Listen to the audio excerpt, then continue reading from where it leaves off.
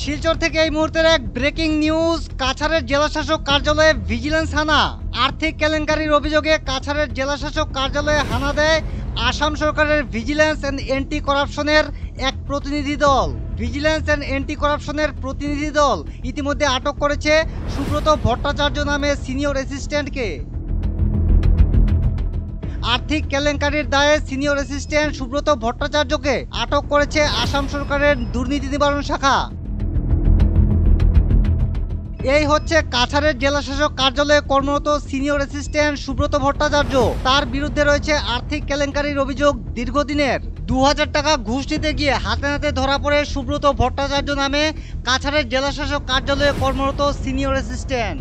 বর্তমানে তাকে জেলাশাসক কার্যালয়ে আটক রেখে চোর জিজ্ঞাসাবাদ চালিয়ে যাচ্ছে আসাম সরকারের দুর্নীতি নিবারণ শাখার প্রতিনিধি দল। কাছাড়ের জেলাশাসক কার্যালয় অনেক আগেই পরিণত হয়েছে দুর্নীতির আতুর ঘরে, আর জেলাশাসক কার্যালয়ে ভিজিলেন্স হানা একথাই প্রমাণিত করে। ঘটনা নিয়ে কাছাড়ের জেলাশাসক কার্যালয়ের অধীনে থাকা বিভিন্ন বিভাগে উঠেছে নাভিশ্বাস। Bureau report, North East update.